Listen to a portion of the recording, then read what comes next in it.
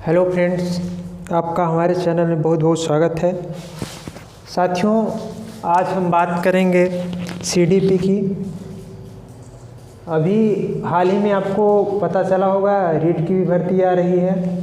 इस साथ में मध्य प्रदेश की प्राथमिक शिक्षक पात्रता परीक्षा है और जितने भी स्टेट टेट हैं जैसे MP TET, UP TET, C TET, इन सब में मनोविज्ञान पूछा जाता है, जिसे हम बाल विकास और शिक्षा शास्त्र कहते हैं, जिसे हम सीडीपी के नाम से जानते हैं। आज हम आपको कुछ बेसिक बातें बताएंगे मनोविज्ञान या सीडीपी के बारे में। आपको पता होगा कि हर स्टेट एग्ज़ाम में 30 मार्क्स का सीडीपी आता है, 30 मार्क्स का। इसमें जनरली जो क्वेश्चन पूछे जाते हैं वो एप्लीकेशन बेस्ड क्वेश्चन होते हैं, तो आपको इसको बहुत अच्छे से समझना होगा।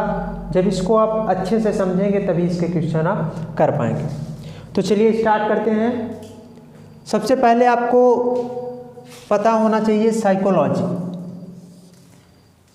साइकोलॉजी जो है वो एक ग्रीक शब्द से मिला है। ग्रीक शब्द जो ग्रीक भाषा का 2 शब्दों से मिलकर बना है, एक है साइकी, दूसरा है लॉगस। साइकी का जो मतलब होता है वो होता है आत्मा। साइकी का मतलब आत्मा होता है और लॉगस का मतलब होता है अध्ययन। अर्थात जो मनोविज्ञान होता है वो आत्मा का अध्ययन होता है। ऐसा माना जाता था कि जो मनोविज्ञान होता है वो आत्मा का अध्ययन होता है। अतः जो साइकोलॉजी है वो क्या हो गई आपकी स्टडी ऑफ सोल। जो आपकी साइकोलॉजी होती है वो क्या होती है, स्टडी ऑफ सोल। तो हम क्या बोल सकते हैं कि साइकोलॉजी जो है वो क्या है, स्टडी ऑफ सोल है, आत्मा का अध्ययन है। ठीक है, तो साइकोलॉजी आपकी क्या है, आत्मा का अध्ययन है, साइकोलॉजी। जो साइकोलॉजी है वो एक ऐसा विज्ञान है जो प्राणियों के व्यवहार एवं मानसिक तथा दैहिक प्रक्रियाओं का अध्ययन करता है। कहने का अर्थ ये हुआ कि जो साइकोलॉजी है वो क्या करता है, प्राणियों के व्यवहार, जो प्राणियों के व्यवहार होते हैं उनके व्यवहार, उनका मानसिक तथा उनकी जो दैहिक क्रियाएं होती हैं उसका क्या करता है, अध्ययन करता है। अर्थात किसी भी प्राणी के व्यवहार, मानसिक प्रक्रियाओं तथा उसकी दैहिक प्रक्रियाओं का अध्ययन जिस विज्ञान के अंतर्गत किया जाता है उसे हम क्या कहते हैं, मनोविज्ञान कहते हैं या फिर साइकोलॉजी कहते हैं। तो यहाँ तक आपको समझ में आ गया होगा कि जो मनोविज्ञान होता है वो किसी भी प्राणी के मानसिक दैहिक क्रियाओं का तथा उसके व्यवहार का अध्ययन है। इसी को हम क्या कहते हैं, मनोविज्ञान कहते हैं। अब हम बात कर लेते हैं मनोविज्ञान। मनोविज्ञान जो है स्टार्टिंग टाइम में, शुरुआती समय में, प्राचीन समय में जो मनोविज्ञान है वो दर्शन शास्त्र की एक शाखा के रूप में कार्य करता था या फिर दर्शन शास्त्र की एक शाखा के रूप में था। जिसकी जो मनोविज्ञान है उसकी शुरुआत अरस्तु के समय में हुई थी। जो मनोविज्ञान है उसकी जो शुरुआत है वो अरस्तु के समय में हुई थी। ठीक है, दर्शन शास्त्र से जो मनोविज्ञान है उसको दर्शन शास्त्र से अलग जो करने का श्रेय है वो जाता है विलियम जेम्स के, जो एक अमेरिकी मनोवैज्ञानिक थे या दार्शनिक थे। विलियम जेम्स ने दर्शन शास्त्र से मनोविज्ञान को अलग किया या फिर एक अलग विज्ञान के रूप में, साइंस के रूप में इसको डेवलप किया। इसीलिए अमेरिका में विलियम जेम्स को मनोविज्ञान का जनक कहा जाता है, father of psychology. Father of psychology कहा जाता है किसको, विलियम जेम्स को। कहाँ पर, अमेरिका में, क्योंकि इन्होंने क्या किया था, दर्शन शास्त्र से मनोविज्ञान को अलग किया था। ठीक है, इनकी एक बहुत फेमस बुक है जिसको इन्होंने 1890 में लिखा था, प्रिंसिपल ऑफ साइकोलॉजी। आपको बहुत सारे बुक से रिलेटेड क्वेश्चन भी पूछे जाते हैं, तो इसको आप नोट करके रखिएगा कॉपी पेन में। प्रिंसिपल ऑफ साइकोलॉजी जो बुक है वो 1890 में किसके द्वारा लिखी गई थी, विलियम जेम्स के द्वारा। ठीक है, अब ये जो प्रिंसिपल ऑफ साइकोलॉजी है, ये जो बुक है मनोविज्ञान की, यही आधार बनी, यही उसका फाउंडेशन बनी। जो मनोविज्ञान था उसका जो फाउंडेशन है वो कहाँ से, कौन था? Principle of psychology. यहीं से आपकी जो साइकोलॉजी है उसकी शुरुआत होती है। अब बात करते हैं हम मनोविज्ञान के विकास की, कि मनोविज्ञान का विकास प्राचीन समय से लेकर अब तक कैसे हुआ। स्टार्टिंग में अगर हम बात करें 16वीं शताब्दी की, तो 16वीं शताब्दी में जो मनोविज्ञान था उसको साइंस ऑफ सोल कहा जाता था। अर्थात ये माना जाता था कि जो साइकोलॉजी है वो आत्मा का अध्ययन है। अर्थात जो मनोविज्ञान है, विज्ञान की वह शाखा है जिसके अंतर्गत हम किसका अध्ययन करते हैं? सोल का अध्ययन करते हैं, आत्मा का अध्ययन करते हैं। इसके जो समर्थक थे वो थे प्लेटो, अरस्तु व डेकार्ते। ये यूनानी दार्शनिक थे। प्लेटो, अरस्तु और डेकार्ते थे, वो मानते थे कि जो साइंस है वो सोल का अध्ययन है, स्टडी ऑफ सोल है, या फिर आत्मा का अध्ययन है। लेकिन कालांतर में आने वाले टाइम में कई अन्य मनोवैज्ञानिक और दार्शनिक हुए। जब उनके द्वारा पूछा गया तो इन वैज्ञानिकों के द्वारा मनोविज्ञान की जो आत्मा है उसकी सही व्याख्या ये नहीं कर सके कि आत्मा होती क्या है, उसका क्या रूप होता है, क्या स्वरूप होता है, उसका कैसे अध्ययन कर सकते हैं, उसके अध्ययन की क्या विधियां हैं। इन सब के बारे में इन्होंने कोई जानकारी नहीं दी, कोई स्पष्टीकरण नहीं दिया, जिसके कारण जो मनोविज्ञान है वो जो साइंस ऑफ सोल था, ये परिभाषा जो इसकी थी वो धीरे धीरे क्या हो गई? अमान्य हो गई। अब बात आती है 17वीं शताब्दी की। 17वीं शताब्दी में जो साइकोलॉजी है उसे साइंस ऑफ माइंड बोला जाने लगा, अर्थात मन का अध्ययन। जो साइकोलॉजी है वो 17वीं शताब्दी में मन का अध्ययन हो गई। इसमें जो प्रमुख रूप से इसके जो प्रतिपादक थे, इसके पक्ष में जो थे वो थे पाम्पोनाजी तथा थॉमस रीड। 17वीं शताब्दी में जिन्होंने माना कि जो साइकोलॉजी है वो माइंड का अध्ययन है, वो मुख्य रूप से थे पाम्पोनाजी और थॉमस रीड। थॉमस रीड और पाम्पोनाजी ये मानते थे कि जो साइकोलॉजी है वो स्टडी ऑफ माइंड है, अर्थात मन का अध्ययन है, या फिर ये मन का विज्ञान है। लेकिन यहाँ पर भी वही स्थिति क्रिएट हुई कि इन्होंने भी मन की जो स्पष्ट व्याख्या है, मन का आकार, रंग, रूप, इसका कैसे अध्ययन किया जा सकता है, इसकी क्या प्रकृति होती है, इसके बारे में कोई स्पष्टीकरण नहीं दे सके। इस तरह धीरे धीरे यह जो अवधारणा थी, यह परिभाषा जो थी आपकी, कि जो आपका मनोविज्ञान है वो माइंड का अध्ययन है, मन का अध्ययन है, वो धीरे धीरे क्या हो जाती है? अमान्य हो जाती है। अब बात आती है 19वीं शताब्दी की। 19वीं शताब्दी में जो साइकोलॉजी है उसको कहा जाता है कि जो साइकोलॉजी है वो स्टडी ऑफ कॉन्शियसनेस है, अर्थात चेतना का अध्ययन है। ऐसा माना जाने लगा कि जो हमारी साइकोलॉजी है वो क्या है? हमारे कॉन्शियसनेस का, जो हमारी चेतना होती है उसका अध्ययन है।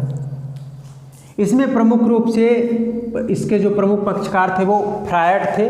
इसके अलावा विलियम जेम्स, विलियम वुंड और जेम्स सली, इनका भी मानना था कि चेतन क्रियाओं का अध्ययन ही क्या है? आपका साइकोलॉजी है। अर्थात जो आपका साइकोलॉजी है वो क्या है? स्टडी ऑफ कॉन्शियसनेस है। ठीक है, तो चेतन क्रियाओं का अध्ययन आपका क्या हो गया? साइकोलॉजी हो गया। कब? 19वीं शताब्दी में। ठीक है, लेकिन जो चेतना है इसका भी अच्छे से स्पष्टीकरण नहीं किया जा सका। आखिर चेतना क्या होती है, चेतन क्रियाएं क्या होती हैं, हम इसका कैसे अध्ययन कर सकते हैं, इन सारी बातों के बारे में कोई स्पष्टीकरण इनके द्वारा अच्छे से नहीं दिया गया। साथ ही 1905 में एक ब्रिटिश मनोवैज्ञानिक या दर्शन शास्त्री बोल सकते हो, दार्शनिक थे, मैकडूगल, इनकी एक फेमस बुक थी 1905 में इन्होंने लिखी थी, outline of psychology. Outline of psychology ये जो बुक है आपकी किसकी है? मैकडूगल की, ठीक है, इसको नोट कर लीजिएगा। तो आउटलाइन ऑफ साइकोलॉजी में इन्होंने जो चेतना है उसको एक बुरा शब्द कहकर इन्होंने जो चेतना है उसकी एक तरह से आलोचना की। चेतना शब्द की उन्होंने क्या की? आलोचना की। इस तरह से 20वीं शताब्दी आते आते जो साइकोलॉजी है उसका जो परिभाषा थी साइंस ऑफ कॉन्शियसनेस, धीरे धीरे ये भी आपकी क्या हो गई? अमान्य हो गई। अब बात आ जाती है 20वीं शताब्दी की। 20वीं शताब्दी आते आते ये माना जाने लगा कि जो साइकोलॉजी है वो क्या है? स्टडी ऑफ या साइंस ऑफ बिहेवियर और एक्सपीरियंस। कहने का अर्थ ये हुआ कि जो आपकी साइकोलॉजी है वो व्यवहार तथा अनुभव का अध्ययन, अर्थात विज्ञान की वह शाखा, मनोविज्ञान की वह शाखा जिसके अंतर्गत या वह विज्ञान जिसके अंतर्गत हम क्या करते हैं? किसी प्राणी के व्यवहार और उसके अनुभवों का अध्ययन करते हैं, उसे हम क्या कहते हैं? साइकोलॉजी कहते हैं। इसके जो प्रमुख पक्षकार थे 20वीं शताब्दी में, क्योंकि 20वीं शताब्दी में ही जो साइकोलॉजी है उसको बोला गया कि ये science of behaviour and experience है। इसमें मेन थे मैकडूगल, वाटसन और वुडवर्थ। ये इसके मुख्य पक्षकार थे जिन्होंने माना कि जो साइकोलॉजी है वो व्यवहार और अनुभवों का क्या है? अध्ययन है। और साथ में आपके स्किनर भी थे, व्यवहार का अध्ययन। और ये परिभाषा सर्वमान्य है जो अभी तक चल रही है या जिसे अभी हम पढ़ते हैं, जिसको मानते हैं। अभी जो हम समझते हैं, ये कहने का अर्थ ये हो कि अभी जो साइकोलॉजी की परिभाषा है वो ये है कि विज्ञान की वह शाखा जिसके अंतर्गत हम उसके व्यवहार तथा अनुभवों का अध्ययन करते हैं, उसे हम क्या कहते हैं? साइकोलॉजी कहते हैं। ठीक है, यहाँ तक क्लियर होगा आपका। अब वुडवर्थ ने एक स्टेटमेंट दिया। उन्होंने कहा कि मनोविज्ञान ने पहले आत्मा को त्यागा। सबसे पहले क्या माना जाता था? जब हम बात करते हैं 16वीं शताब्दी की, तो 16वीं शताब्दी में ये माना जाता था कि जो साइकोलॉजी है वो किसका अध्ययन है? स्टडी ऑफ सोल, अर्थात किसका अध्ययन है? आत्मा का अध्ययन है। ठीक है, तो उन्होंने बोला कि जो मनोविज्ञान था उन्होंने सबसे पहले किसको त्याग दिया? आत्मा को त्याग दिया, अर्थात उन्होंने ये माना कि आत्मा का अध्ययन नहीं है। फिर उन्होंने मन का त्याग किया। उसके बाद जब 17वीं शताब्दी की हम बात करते हैं तो ये मानते हैं कि जो साइकोलॉजी है वो साइंस ऑफ माइंड है या स्टडी ऑफ क्या है? माइंड है। ठीक है, तो उन्होंने कहा कि फिर उसने किसका त्याग कर दिया? मन का त्याग कर दिया। फिर चेतना को अस्वीकार किया, क्योंकि जब हम 19वीं शताब्दी में आते हैं तो हम क्या मानते हैं कि जो साइकोलॉजी है वो साइंस ऑफ कॉन्शियसनेस है, तो इसको भी उसने क्या कर दिया? अस्वीकार कर दिया मनोविज्ञान ने। और अब क्या करता है? व्यवहार को स्वीकारता है। क्या बोलते हैं? अब वो क्या करता है? व्यवहार को स्वीकारता है। ये मानता है कि जो मनोविज्ञान है वो क्या है? Study of behaviour and experience. तो ये था आपका छोटा सा सेशन। चलिए सबसे इसको जल्दी से रिपीट कर लेते हैं। तो हमने क्या क्या पढ़ा कि जो मनोविज्ञान है वो दो शब्दों से मिलकर बना है, ग्रीक भाषा के क्या क्या? Psyche plus logos. साइकी का मतलब होता है सोल और लागस का मतलब होता है अध्ययन। ठीक है, अर्थात जो साइकोलॉजी है वो क्या था? आत्मा का अध्ययन, ऐसा माना जाता था। ऐसा विज्ञान जो प्राणियों के व्यवहार, मानसिक तथा दैहिक प्रक्रियाओं का अध्ययन करता है उसे हम क्या कहते हैं? साइकोलॉजी कहते हैं, मनोविज्ञान कहते हैं। शुरुआत में जो मनोविज्ञान था वो दर्शन शास्त्र की एक शाखा थी। ठीक है, एक शाखा के रूप में कार्य करती थी। और इसकी जो शुरुआत है मनोविज्ञान की वो अरस्तू के समय में हुई।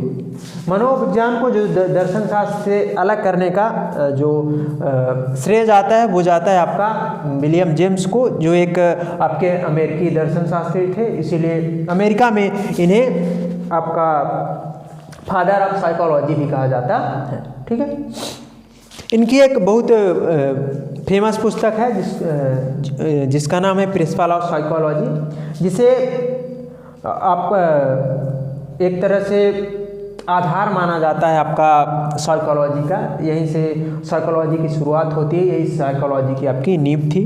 ठीक है, फिर बात करते हैं हम 16वीं शताब्दी में। जब हम बात करते हैं मनोविज्ञान के विकास की, तो जब 16वीं शताब्दी आती है तो ऐसा माना जाता है कि 16वीं शताब्दी में जो साइंस है वो क्या, जो साइकोलॉजी था वो क्या था, साइंस ऑफ सोल था, मीन्स आत्मा का अध्ययन था। सोल मीन्स आत्मा, आत्मा का अध्ययन था।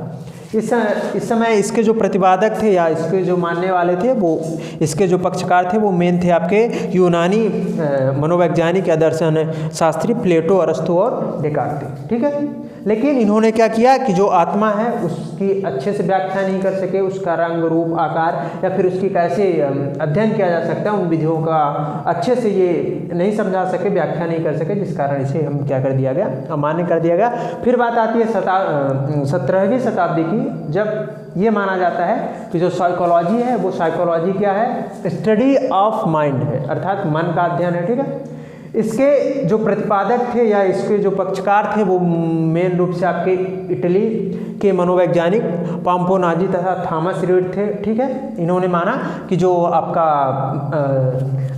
साइकोलॉजी है वो क्या है, स्टडी ऑफ माइंड है। ठीक है, फिर चूंकि वही स्थिति यहाँ भी क्रिएट हुई, जो मन था उसकी ये स्पष्ट व्याख्या नहीं कर पाए, जिस कारण यह जो परिभाषा थी, यह जो अवधारणा थी वो भी आपकी क्या हो गई, अमान्य हो गई। फिर हम बात करते हैं आपकी 19वीं शताब्दी की। 19वीं शताब्दी आते आते ये माना जाने लगा कि जो आपका साइकोलॉजी है वो आपका स्टडी ऑफ या साइंस ऑफ कॉन्शियसनेस है, चेतना का अध्ययन है। ठीक है, अब इसके जो मेन पक्षकार थे वो थे फ्रायड, इसके साथ में आपके विलियम वुंट हो गए, विलियम जेम्स हो गए और जेम्स सलीथ हो गए। ठीक है, ये इनका मानना था कि जो आपका साइकोलॉजी है वो क्या है, चेतन क्रियाओं का अध्ययन है। ठीक है, 1905 में मैकडूगल की एक बुक है जिसका नाम था आउटलाइन साइकोलॉजी। ठीक है, इसमें इन्होंने जो चेतना शब्द है उसको एक बुरा शब्द कहकर इसकी आलोचना की। ठीक है, और इस तरह से और यहाँ पे जो चेतना है इसकी सही व्याख्या नहीं की जा सकी, जिसके कारण धीरे धीरे यह आपकी जो अवधारणा या परिभाषा थी वो भी धीरे धीरे क्या हो गई, अमान्य हो गई। बात करते हैं फिर 20वीं शताब्दी की आती है, जब ये माना जाने लगा कि जो आपका साइकोलॉजी है वो है science of behaviour and experience. इसके जो प्रमुख पक्षकार थे वो थे आपके एक मैकडूगल और वाटसन तथा वुडवर्थ। ठीक है, ये मानते हैं कि जो आपकी साइकोलॉजी है वो प्राणियों के व्यवहार तथा उसकी अनुभूतियों का क्या है, अध्ययन है। ठीक है, अब यही परिभाषा अब भी मान्य है और हर जगह ये परिभाषा मानी जाती है, परिभाषा सर्वमान्य है। वुडवर्थ ने एक बहुत अच्छी लाइन लिखी लास्ट में, बहुत अच्छा कहा उन्होंने कहा कि मनोविज्ञान ने सबसे पहले अपनी आत्मा को त्यागा, फिर उसने मन को त्यागा, फिर उसने चेतना को अस्वीकार किया और अब व्यवहार को स्वीकार करता है। साथियों, अगर सेशन आपको अच्छा लगा हो तो लाइक करिएगा, चैनल को सब्सक्राइब करिएगा तथा दूसरों तक शेयर जरूर करिएगा। मिलते हैं नेक्स्ट सेशन में, धन्यवाद।